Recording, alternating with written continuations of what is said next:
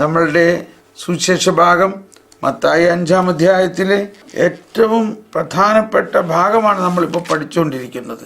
കഴിഞ്ഞ ദിവസം നമ്മൾ ശത്രുക്കളെ സ്നേഹിക്കുന്ന കാര്യമെല്ലാം പറഞ്ഞില്ലേ? അപ്പോൾ അതാണ്, ശത്രുക്കളെ സ്നേഹിച്ചാൽ മാത്രമേ ക്രിസ്തീയതയ്ക്ക് ഒരർത്ഥമുള്ളൂ. അപ്പോൾ അതാണ് നമ്മൾ ഇനി വീണ്ടും പഠിക്കാൻ പോകുന്നത്. അപ്പോൾ അതിൻ്റെ നല്ല ഒരു വ്യാഖ്യാനമായിട്ടാണ് തോന്നിയത്. റാണി മരിയായുടെ മാതാപിതാക്കളും സഹോദരിയും റാണി മരിയായുടെ ഘാതകനെ ഒരു ശത്രുവായിട്ടല്ല കണ്ടത്, അയാളെ സ്നേഹിക്കാൻ സാധിച്ചു. ഇത് ക്രിസ്തു സ്നേഹത്തിലൂടെ മാത്രമല്ലേ സാധിക്കുകയുള്ളൂ. ക്രിസ്തുവിൻ്റെ സ്നേഹത്തിൻ്റെ അടയാളം അതാണ്. ഞാൻ ക്രിസ്ത്യാനിയാണെങ്കിൽ ഈ സ്നേഹത്തിൻ്റെ അവകാശിയാണ് നമ്മൾ. ഈ സ്നേഹത്തിലൂടെ മാത്രമേ നമ്മളൊരു ക്രിസ്ത്യാനി ആകുന്നുള്ളൂ. നമ്മൾ ക്രിസ്ത്യാനി ആണെന്ന് പറഞ്ഞത് കൊണ്ടോ നമ്മുടെ പേര് ബാപ്റ്റിസം രജിസ്റ്ററിൽ ഉണ്ടായതുകൊണ്ടോ ഒരു പ്രയോജനമില്ല.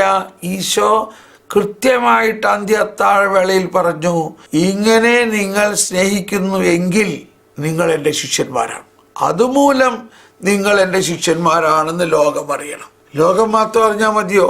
കർത്താവ് അറിയണ്ടേ? കർത്താവ് നമ്മളെ ശിഷ്യന്മാരായി കണക്കാക്കണമെങ്കിൽ കർത്താവിൻ്റെ കാതലായ ജീവിത ശൈലിയെ നമ്മൾ അനുധാവനം ചെയ്താലല്ലേ പറ്റുള്ളൂ.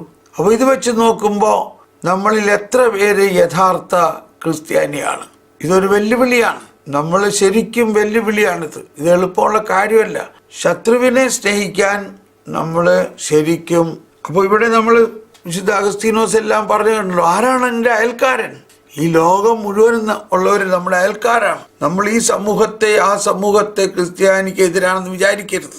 ലോകം മുഴുവനുമുള്ള എല്ലാവരും നമ്മുടെ സഹോദരരാണ് എന്ന ഒരു ഹൃദയവിശാലത ഉണ്ടായാലേ ഈ വിശുദ്ധ കുർബാനയ്ക്ക് തന്നെ അർത്ഥമുള്ളൂ. ഞാൻ പല പ്രാവശ്യം പറഞ്ഞു കഴിഞ്ഞ കാര്യമാണ്. അന്നാ പെസഹ തിരുനാളിൽ കർത്താവ് അരുളിയ കൽപ്പന പോൽ, കണ്ടോ, തിരുനാമത്തിൽ ചേർന്നിടാം നവമൊരു പീഠമൊരു. അപ്പൊ ഇതെല്ലാം വീണ്ടും വീണ്ടും പറയണത് കൊണ്ട് വിഷമം വിചാരിക്കരുത്. വീണ്ടും വീണ്ടും പറയുമ്പോഴാണ് നമ്മൾ അകത്തതങ്ങ് ആഴമായി പതിഞ്ഞ് അങ്ങനെ നമ്മളൊരു പുതിയ സൈന്യമായി തീരുന്നത്. സൈന്യം എന്നെല്ലാം പറയുമ്പോൾ ആരെയും വെടിവെക്കാനോ കൊല്ലാനോ ഒന്നുമല്ല, കർത്താവിൻ്റെ സ്നേഹത്തിൻ്റെ ബോംബിടാനാണ്. സ്നേഹത്തിൻ്റെ ബോംബിടണ സൈന്യം, സ്നേഹ ബോംബ്.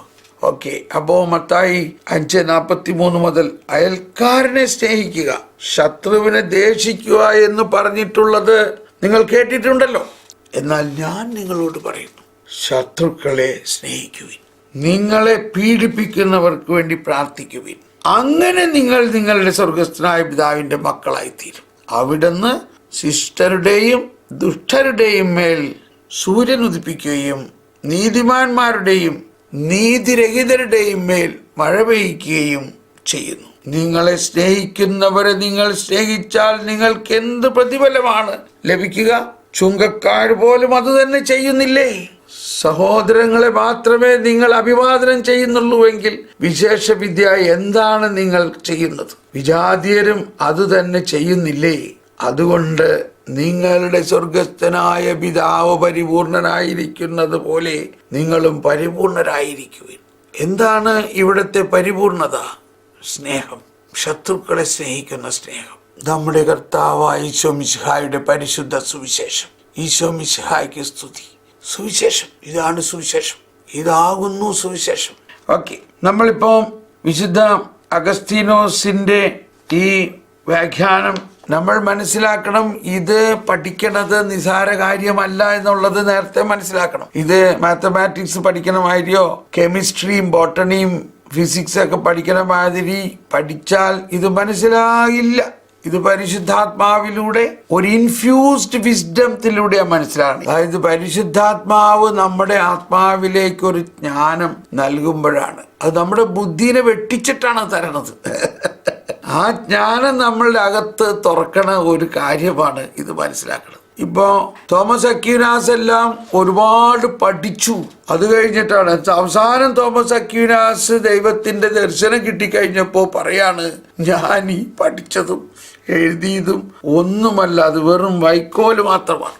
ആ അനന്തമായ ജ്ഞാനത്തിനെ തുലനം ചെയ്യുമ്പോൾ അതുകൊണ്ട് ഞാൻ ഇനി എഴുതുന്നില്ല എന്ന് പറഞ്ഞ് എഴുത്ത് നിർത്തി. ഈ സുമ്മാ തിയോളജി പിന്നെ പുള്ളി എഴുതിയില്ല.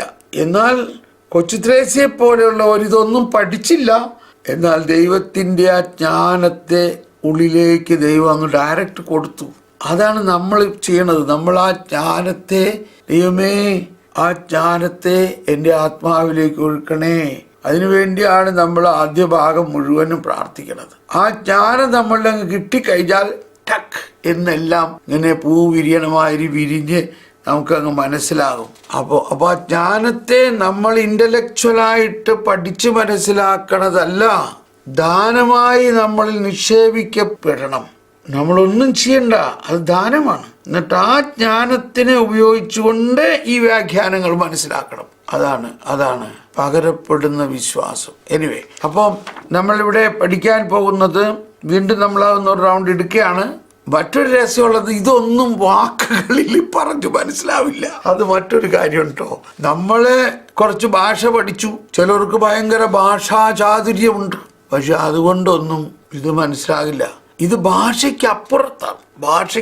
നമ്മളിപ്പോഴും കുറച്ച് മനസ്സിലാക്കാൻ ശ്രമിക്കുന്നു ഈ ഭാഷകളിലൂടെ. എന്നാൽ ഈ ഭാഷയിലപ്പുറത്ത്, ഈ അക്ഷരങ്ങൾക്കപ്പുറത്താണ്, അതിലും വലുതാണ് ദൈവത്തിൻ്റെ ആ ലാംഗ്വേജ്, ദൈവത്തിൻ്റെ ഒരു ഭാഷ, ജ്ഞാനത്തിൻ്റെ ഒരു ഭാഷ. നമ്മൾ ഈ വായിക്കുകയും പറയുകയൊക്കെ ചെയ്യുന്നതിലൂടെ അതിൻ്റെ ഒരു പ്രിലിമിനറി കാര്യമേ ആകുന്നുള്ളൂ. ഓക്കെ, അപ്പോൾ വിശുദ്ധ അഗസ്തീനോസിനെ തന്നെ നമ്മൾക്ക് എടുക്കാം. വിശുദ്ധ അഗസ്തീനോസ് പറയേണ്ടത് നമുക്കൊന്നുകൂടി കേൾക്കാം. ഇവിടെ ഒരു ചോദ്യം ഉയരുന്നു കണ്ടോ. വിശുദ്ധ അഗസ്തീനോസ് ഇങ്ങനെയാണ്, ഈ ചോദ്യങ്ങൾ നമുക്ക് വേണ്ടിയാണ് ചോദിക്കുന്നത്. അതിൻ്റെ കോൺട്രഡിക്ഷൻ ആയിട്ടുള്ള കാര്യങ്ങൾ നമ്മളോട് മറ്റു പലരും ചോദിക്കുന്നുണ്ടാവും. അതെങ്ങനെയാ എല്ലാം ശത്രുക്കളെ സ്നേഹിക്കണമെന്ന് പറയുന്നത്? ദൈവം തന്നെ ശത്രുക്കളെ ശപിച്ചിട്ടുണ്ട്, കുറ്റപ്പെടുത്തിയിട്ടുണ്ട്. അതെന്താ അങ്ങനെ ചെയ്തേ? ഒരിക്കലും ഞാൻ ഇവിടെ ഒരു ക്ലാസ് എടുക്കുമ്പോൾ, ഒരു സ്ഥലത്തൊരു ക്ലാസ് എടുക്കുമ്പോൾ എന്താണ്ട് ഇതേമാതിരി ഒരു കാര്യത്തിൽ പറഞ്ഞപ്പോൾ അവിടെ ഉണ്ടായിരുന്ന ഒരു സഹോദരി ഭയങ്കര ദേഷ്യപ്പെട്ടിട്ട് പറഞ്ഞു, ദൈവം തന്നെയല്ലേ ആ ചെങ്കടലിൽ അത്ര ആൾക്കാരെ കൊന്നുകളഞ്ഞത്, പിന്നെ കൊല്ലരുന്ന് പറഞ്ഞതിൽ എന്താ അർത്ഥമുള്ളത് എന്നും പറഞ്ഞ് അവരൊക്കെ എഴുന്നേറ്റ് പോയി കഴിഞ്ഞു. സംസാരിക്കാൻ പോലും അവർ നിന്നില്ല. എന്തിനാണ് ഈജിപ്തുകാരെ കൊന്നുകളഞ്ഞത്? അപ്പോൾ ഇതൊക്കെ ചോദിച്ചു കഴിഞ്ഞാൽ നമ്മള് ദൈവത്തിനെ ഒരു പാഠം പഠിപ്പിക്കാൻ പോണ മാതിരി നിൽക്കുകയാണ് ഓരോരുത്തർ.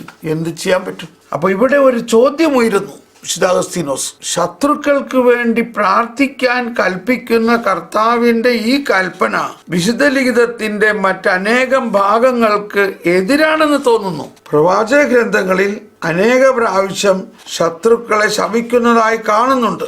108 സങ്കീർത്തനത്തിൽ എന്ന പോലെ 108 സങ്കീർത്തനത്തിൽ നിന്ന് അഗസ്തീനോസ് പറയുമ്പോൾ നമ്മൾ 109 മനസ്സിലാക്കേണ്ടത്. ഒരു നമ്പറിന്റെ വ്യത്യാസം. അവന്റെ മക്കൾ അനാഥരാകട്ടെ എന്ന്. അപ്പൊ ഞാനത് പറഞ്ഞു. അത് ആ 109 സങ്കീർത്തനത്തിലാണ് എല്ലാ ശാപവാക്കുകളും പറഞ്ഞിരിക്കുന്നത്. അതാരെ കുറിച്ചാണ്? അത് യൂദാസിനെ കുറിച്ചാണ്. അതുകൊണ്ടാണ് അപ്പസ്തോല പ്രവർത്തനം 1-ാം അധ്യായത്തിൽ 16-ാമത്തെ വചനത്തിൽ പത്രോസ് പറയാണ്, യൂദാസിന് വന്ന അവസ്ഥ സങ്കീർത്തനത്തിലൂടെ ദാവീദ് രാജാവ് പ്രവചിച്ചിട്ടുള്ളതാണ്. അതായത് ഈ യൂദാസിന്റെ കാലത്തിന് 1000 വർഷം മുമ്പേ ഇങ്ങനെ ഒരാളെ കുറിച്ചും അവൻ ഒറ്റിക്കൊടുക്കുമെന്നും അവന്റെ ജീവിതം ഇതുപോലെയൊക്കെ ആകപ്പെടും എന്ന് പ്രവചിച്ചിട്ടുള്ളതാണ്. കണ്ടോ, അവന്റെ മക്കൾ അനാഥരും അവന്റെ ഭാര്യ വിധവയുമായി തീരട്ടെ, അവന്റെ മക്കൾ അലഞ്ഞു നടന്ന് ഭിക്ഷയായിരിക്കട്ടെ, അവർ വസിക്കുന്ന അഷ്ടശിഷ്ടങ്ങളിൽ നിന്ന് അവൻ ആട്ടിയോടിക്കപ്പെടട്ടെ. അപ്പൊ 109 സങ്കീർത്തനം യൂദാസിനെ കുറിച്ചാണ്. ഓക്കെ, എന്നാൽ ഒരു കാര്യം അറിയണം അഗസ്തീനോസ്, സംഭവിക്കാനിരിക്കുന്ന കാര്യങ്ങൾ ശ്രദ്ധിക്കണം. പ്രവാചകർ പ്രാർത്ഥനയുടെയോ ആഗ്രഹത്തിന്റെയോ രൂപത്തിൽ മുൻകൂട്ടി പറയാറുണ്ട്. ഇത് കൂടുതൽ ഭാരമുള്ള പ്രയാസം ഉണ്ടാക്കുന്നു. യോഹന്നാൻ ശ്ലീഹ പറയുന്നു. ഇതാണ് മനസ്സിലാക്കാൻ ഏറ്റവും ബുദ്ധിമുട്ടുള്ള ഭാഗം. അതുകൊണ്ട് എല്ലാവരും വളരെ ശ്രദ്ധിക്കുക. മരണാർഹമായ പാപമുണ്ട്. ഇപ്പൊ കറക്റ്റ് അത് വന്നു. ഇപ്പൊ യൂദാസിന്റെ കാര്യം തന്നെ എടുത്താൽ മതി, അത് കറക്റ്റായി. ഇപ്പോ മരണാർഹമായ പാപമുണ്ട്. അതേപ്പറ്റി പ്രാർത്ഥിക്കണമെന്ന് ഞാൻ പറയുന്നില്ല. പ്രാർത്ഥിക്കണമെന്ന് അദ്ദേഹം നമ്മോട് ആവശ്യപ്പെടാത്ത സഹോദരന്മാരുണ്ടെന്ന് ഇങ്ങനെ വ്യക്തമായി കാണിക്കുന്നു. അതിനു മുമ്പേ പറഞ്ഞത് മരണാർഹമല്ലാത്ത പാപം സഹോദരൻ ചെയ്യുന്നത് കണ്ടാൽ അവൻ പ്രാർത്ഥിക്കട്ടെ. അപ്പൊ ഇത് 1 യോഹന്നാൻ 5:16. 1 യോഹന്നാൻ 5:16 ഇതുണ്ട്. പരിശുദ്ധാത്മാവിന്റെ ജ്ഞാനം ഇവിടെ അഗസ്തീനോസ് അവിടെ പറഞ്ഞിട്ടില്ല. ഈ ഭാഗത്ത് അഗസ്തീനോസ് പറഞ്ഞിട്ടില്ല ഈ അവന്റെ മക്കൾ അനാഥരാകട്ടെ എന്ന് പറഞ്ഞത് എന്തിനെ കുറിച്ചാണെന്ന് പറഞ്ഞിട്ടില്ല. പക്ഷെ പരിശുദ്ധാത്മാവ് ഇപ്പൊ എന്നിലൂടെ അത് പറഞ്ഞു. അത് അഗസ്തീനോസ് തന്നെ മറ്റൊരു സ്ഥലത്ത് പറഞ്ഞിട്ടുള്ളത് ഞാൻ വായിച്ചിട്ടുള്ളത് കൊണ്ടാണ്. ഇതാണ് അഗസ്തീനോസിന്റെ മറ്റൊരു സമ്പാദ്യം നമുക്ക് തന്നേക്കുന്നത്. അത് സങ്കീർത്തനത്തിന്റെ വ്യാഖ്യാനമാണ്. അപ്പൊ ഇതിൽ 109 സങ്കീർത്തനത്തെ കുറിച്ച് അഗസ്തീനോസിന്റെ വ്യാഖ്യാനത്തിൽ തന്നെ പറഞ്ഞിട്ടുള്ളതാണ്. ഇനി ഇതിന് അഗസ്തീനോസ് ആ വ്യാഖ്യാനത്തിൽ പറഞ്ഞേക്കുന്നത് വളരെ സിമ്പിൾ ആയിട്ടാണ്. അഗസ്തീനോസ് ആ വ്യാഖ്യാനത്തിൽ പറഞ്ഞിരിക്കുന്നത് അപ്പസ്തോല പ്രവർത്തനത്തിന് കൃത്യമായിട്ട് പറഞ്ഞിട്ടുണ്ടല്ലോ. അപ്പസ്തോല പ്രവർത്തനം അതിൽ 15 മുതൽ അന്നൊരു ദിവസം 120ഓളം സഹോദരന്മാർ സമ്മേളിച്ചിരിക്കെ പത്രോസ് അവരുടെ മധ്യ എഴുന്നേറ്റ് നിന്ന് പ്രസ്താവിച്ചു, സഹോദരരെ, യേശുവിനെ പിടിക്കാൻ വന്നവർക്ക് നേതൃത്വം നൽകിയ യൂദാസിനെ കുറിച്ച് ദാവീദ് വഴി പരിശുദ്ധാത്മാവ് അരുളി ചെയ്ത വചനം പൂർത്തിയാകേണ്ടിയിരിക്കുന്നു. കണ്ടോ, ദാവീദ് വഴി പരിശുദ്ധാത്മാവ് അരുളി ചെയ്ത വചനം പൂർത്തിയാകേണ്ടിയിരിക്കുന്നു. അവൻ നമ്മിൽ ഒരുവനായി എണ്ണപ്പെടുകയും ഈ ശുശ്രൂഷയിൽ അവന് ഭാഗഭാഗത്വം ലഭിക്കുകയും ചെയ്തിരുന്നു. എന്നാൽ അവൻ തന്റെ ദുഷ്കർമ്മത്തിന്റെ പ്രതിഫലം കൊണ്ട് ഒരു പറമ്പ് വാങ്ങി അവൻ തലകുത്തി വീണ് ഉദരം പിളർന്ന് അവന്റെ കുടലെല്ലാം പുറത്തു ചാടി. അപ്പോ ഈ 16ാമത്തെ വചനത്തിന് സമാന്തരമായിട്ട് ഇത് കണ്ടോ, താഴെ ഇതിന്റെ അടിക്കുറിപ്പിൽ നോക്കണം. നിങ്ങൾ അടിക്കുറിപ്പിൽ നോക്കണം 16 മുതൽ 19 വരെയുള്ള കാര്യം ഇതുണ്ടോ. സങ്കീർത്തനം 69, 25, 109, 8. സങ്കീർത്തനം 109, 8. അവന്റെ നാളുകൾ ചുരുങ്ങിപ്പോകട്ടെ, അവന്റെ വസ്തുവകൾ മറ്റൊരുവൻ അപഹരിക്കട്ടെ, അവന്റെ മക്കൾ അനാഥരും അവന്റെ ഭാര്യ വിധവയുമായി തീരട്ടെ, അവന്റെ മക്കൾ അലഞ്ഞു നടന്ന് ഭിക്ഷയായിരിക്കട്ടെ. അപ്പം ഈ സങ്കീർത്തനം 109 പറഞ്ഞിരിക്കുന്നത് യൂദാസിനെ കുറിച്ചാണെന്ന് വിശുദ്ധ അപ്പസ്തോലന്മാര് ദാവീദ് പരിശുദ്ധാത്മാവ് വഴി അരുളി ചെയ്ത വചനം പൂർത്തിയാകേണ്ടിയിരിക്കുന്നു. അവന്റെ ദുഷ്കർമ്മങ്ങൾക്ക് അവൻ നമ്മിൽ ഒരുവനായി എണ്ണപ്പെട്ടുവെങ്കിലും എന്നാൽ അവൻ തന്റെ ദുഷ്കർമ്മത്തിന്റെ പ്രതിഫലം കൊണ്ട് ഒരു പറമ്പ് വാങ്ങി. അപ്പൊ ഇങ്ങനെയുള്ള കാര്യം ചെയ്യുന്ന ശത്രുക്കളെ, അപ്പൊ യൂദാസിനെ പോലെയുള്ള അവസ്ഥയുള്ള ആളുകളെ കുറിച്ചാണ് ഇപ്പൊ ഇനി നമുക്ക് ആ 1 യോഹന്നാൻ 5:16 പോകാം. 1 യോഹന്നാൻ 5:16 പറയുന്നത്, മരണത്തിന് അർഹമല്ലാത്ത പാപം സഹോദരൻ ചെയ്യുന്നതൊരുവൻ കണ്ടാൽ അവൻ പ്രാർത്ഥിക്കട്ടെ, അവന് ദൈവം ജീവൻ നൽകും. മരണാർഹമല്ലാത്ത പാപം ചെയ്യുന്നവർക്ക് മാത്രമാണിത്. ഇതാണ് വളരെ പ്രത്യേകമായ ഒരു കേസാണിത്. മരണാർഹമായ പാപമുണ്ട്, അതേപ്പറ്റി പ്രാർത്ഥിക്കണമെന്ന് ഞാൻ പറയുന്നില്ല. എല്ലാ അധർമ്മവും പാപമാണ്, എന്നാൽ മരണാർഹമല്ലാത്ത പാപവുമുണ്ട്. അപ്പൊ ഇതിനെക്കുറിച്ച്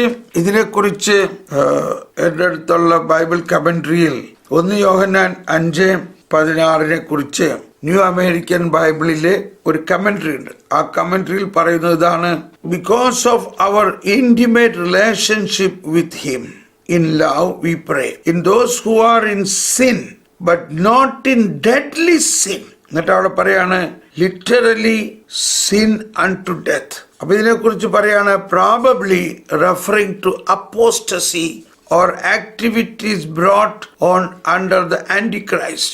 എന്നിട്ട് അതിന് റെഫറൻസ് മർക്കോസ് 3:29, എബ്രായർ 6:4-16, 10:26, ഈവൻ ഇൻ ദ ലേറ്റർ.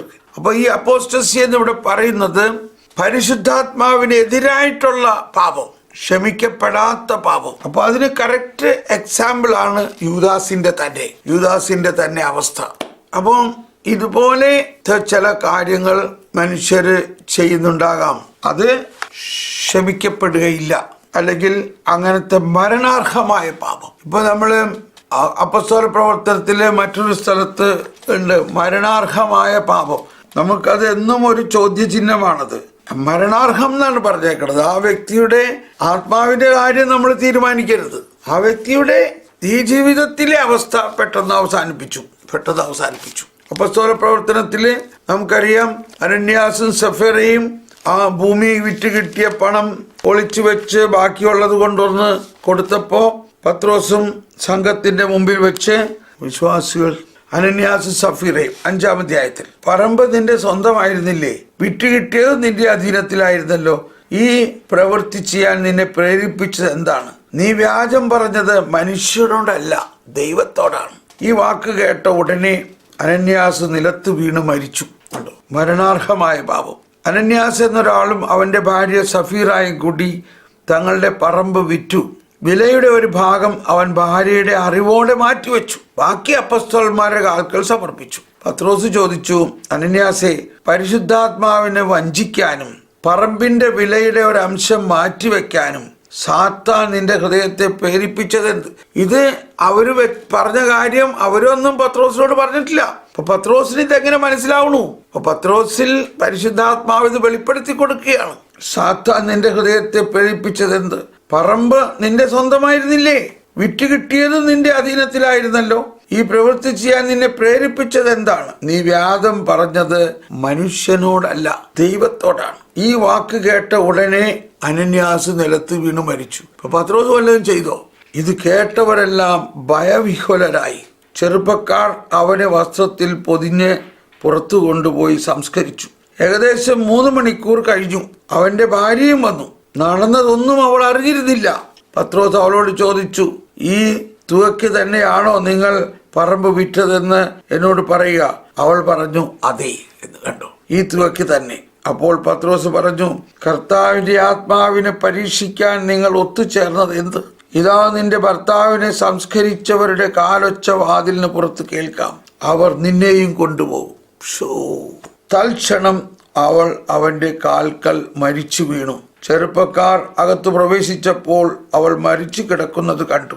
അവർ അവളെ എടുത്തുകൊണ്ടുപോയി ഭർത്താവിനോട് സമീപം സംസ്കരിച്ചു. സഭ മുഴുവനിലും ഇത് കേട്ട എല്ലാവരിലും വലിയ ഭയമുണ്ടായി. അപ്പൊ നമുക്കും ഇത് കേൾക്കുമ്പോൾ ഭയങ്കര ഭയമാണ്, ഇല്ലേ? കേൾക്കുമ്പോൾ ഇത് ആരും അധികം പ്രഘോഷിക്കാത്ത കാര്യമാണ്. അപ്പോ പരിശുദ്ധാത്മാവിന് എതിരായും ദൈവത്തിനെതിരായിട്ടുള്ള ചില അതുപോലത്തെ സംഭവങ്ങളുണ്ട്. അതാണ് ഇവിടെ വിശുദ്ധ അഗസ്തീനോസ് പറയുന്നത്. ഒരു കാര്യം അറിയണം, സംഭവിക്കാനിരിക്കുന്ന കാര്യങ്ങൾ പ്രവാചകർ പ്രാർത്ഥനയുടെയോ ആഗ്രഹത്തിന്റെയോ രൂപത്തിൽ മുൻകൂട്ടി പറയാറുണ്ട്. സംഭവിക്കാനിരിക്കുന്ന കാര്യങ്ങൾ, ഇപ്പൊ യൂദാസിന് സംഭവിക്കാനിരിക്കുന്ന കാര്യങ്ങളെ പരിശുദ്ധാത്മാവ് പ്രവാചകരിലൂടെ മുൻകൂട്ടി പറഞ്ഞിരിക്കുകയാണ്. ഇപ്പോ പത്രോസ്ലീഹ തന്നെ ഇതേ കർത്താവിന്റെ വെളിപാടുകളും തിരുഹിതങ്ങളും മനസ്സിലാകുന്ന പത്രോസ് പറയാണ്, യൂദാസിന് സംഭവിക്കാനിരിക്കുന്ന കാര്യങ്ങൾ ദാവീദ് മുഖേന പരിശുദ്ധാത്മാവ് പറഞ്ഞിട്ടുണ്ടല്ലോ, അത് സംഭവിച്ചു. ആ സങ്കീർത്തനത്തിൽ എഴുതിയിരിക്കുന്നത് പോലെ സംഭവിച്ചു. ഇത് കൂടുതൽ ഭാരമുള്ള പ്രയാസമുണ്ടാക്കുന്നു. മരണാർഹമായ പാപമുണ്ട്, അതേപ്പറ്റി പ്രാർത്ഥിക്കണമെന്ന് ഞാൻ പറയുന്നില്ല. അതാണ് യൂദാസിന് വേണ്ടി പ്രാർത്ഥിക്കണമെന്ന് പറയുന്നില്ല ആരും. അനന്യാസും സഫീറയ്ക്കും വേണ്ടി പ്രാർത്ഥിക്കണമെന്ന് പറയുന്നില്ല. കാരണം അവർ ചെയ്തത് ഒരു മരണാർഹമായ പാപമാണ്. പ്രാർത്ഥിക്കണമെന്ന് അദ്ദേഹം നമ്മോട് ആവശ്യപ്പെടാത്ത സഹോദരന്മാരുണ്ടെന്ന് ഇങ്ങനെ വ്യക്തമായി കാണിക്കുന്നു. അതിനു മുമ്പേ പറഞ്ഞത് മരണാർഹമല്ലാത്ത പാപം സഹോദരൻ ചെയ്യുന്നത് കണ്ടാൽ അവൻ പ്രാർത്ഥിക്കട്ടെ. തുടർന്ന് എന്നാലും പീഡകർക്ക് വേണ്ടി പ്രാർത്ഥിക്കാൻ കർത്താവ് കൽപ്പിക്കുന്നു. ശത്രുക്കളുടെ പീഡനത്തെക്കാൾ ഗൗരവപൂർവമായ ചില പാപങ്ങൾ സഹോദരന്മാരിലുണ്ട് എന്ന് നമ്മൾ അംഗീകരിച്ചാൽ മാത്രമേ ഈ പ്രശ്നം പരിഹരിക്കാനാകുകയുള്ളൂ. ശത്രുക്കളുടെ പീഡനത്തെക്കാൾ, ശത്രുക്കളെ സ്നേഹിക്കുക, അതിനുശേഷം പറയാണ് നിങ്ങളെ പീഡിപ്പിക്കുന്നവർക്ക് വേണ്ടി പ്രാർത്ഥിക്കുക.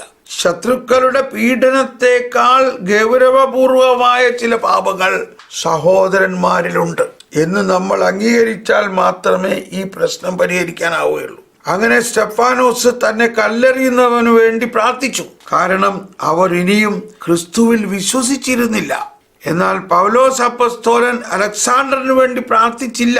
അയാൾ അദ്ദേഹത്തിന്റെ സഹോദരനാണെങ്കിലും 2 തിമോത്തി 4:14 അയാൾ അസൂയ മൂലം സഹോദര്യത്തെ ആക്രമിക്കുകയായിരുന്നു.